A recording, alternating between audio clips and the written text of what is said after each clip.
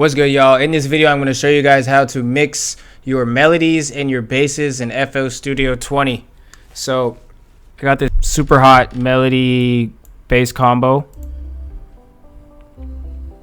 It's totally unmixed. So, by mixing, we're just going to make it essentially sound better. Separate the sounds a little bit. Just make it sound better. And there's a lot of different ways you can mix. I think the best way to go about it is to A, experiment, and then B, freaking try this or do this with speakers. I'm doing this with headphones, which is unconventional. I recommend doing this with speakers or a monitor, whatever speakers you have, preferably like high quality monitor speakers, or you could try this in your car. I think car mixing is works like really well. But you know, obviously that's probably not an option for you right now. So yeah, try this with speakers, but that's like the first thing. And again, there's a lot of different ways to do this. I'm just going to show you like basic techniques. So we have our melodies all in the mixer channel 1. Ideally, what we would want to do is put all the melodies in its own mixer channel. We don't want to overlap sounds in the mixer channel.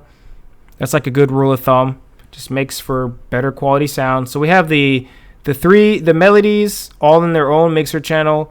And then we have the bass in its own mixer channel. So we'll do the melody first. And I'll just do this one. Well, I'll show all of them, but I'll show like the EQ for this. So basically, yeah, most of mixing comes down to the EQing. What you want to do is take out the low end. There's not much low end in this to begin with. So easy way to take it out is just to do this. What you can also do is make it more steep. So I'm like right clicking, going to order, steep, and just kind of like shapes the sound. So the reason we take the low end out is because if we go over here to the bass, we're going to see like where the bass is. We just kind of don't want those two sounds to interfere. So what we can do with the bass is then, and again, make sure you're using your ears, not your eyes when you do this too. Make sure you're using your ears.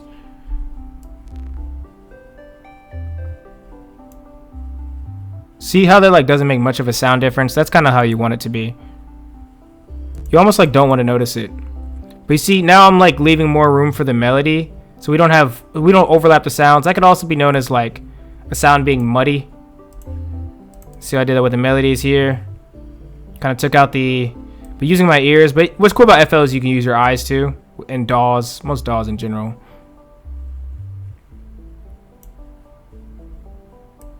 Taking out that low non-competing sounds, and then I would do the same thing with the other melodies here. You know, like same thing, fruity parametric EQ2, wherever that thing is. Here we go. Kind of same situation here. I like to use the steep 6 just because like I think you can just be a little bit more accurate, but you know, whatever you want to do. Again, using my ears, making sure I'm not cutting too out. See if I use my eyes, you know, you can tell like I'm cutting this out, but definitely use your ears because you can hear it. Like, you don't want to cut out too much of the natural melody is what I'm saying. So basically you want to keep as much of the natural sound as possible, I would recommend. And then, I mean, that's just like kind of common sense. And then you want to like cut out the parts so they don't overlap. Let's do the same thing with this one. See, mixing can be fun. If I can find fruity parametric EQ2, alright, there we go. See how that's kind of like there?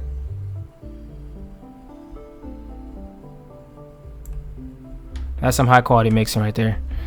You can also cut out the high end, but I'm just focusing on mixing you would cut out the high end to leave room for like the snare and the hi-hats, but you know, we're just talking about bass and melody. And then the other thing to do with bass and melody, this is part of mixing too, because you know it's the mixer, or effects. So I think the most common thing with melodies is just reverb.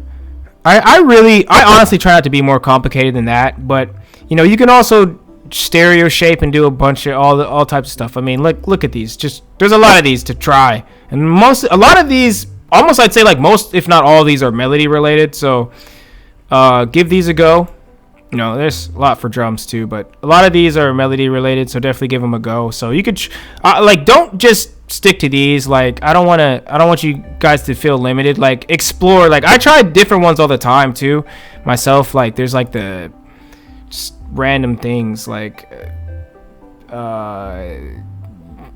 flangus, you know, flanger, fruity chorus. Like, this one's interesting.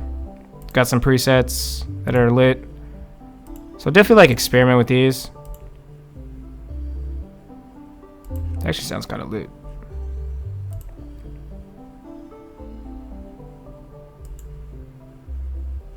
It's like a totally different beat.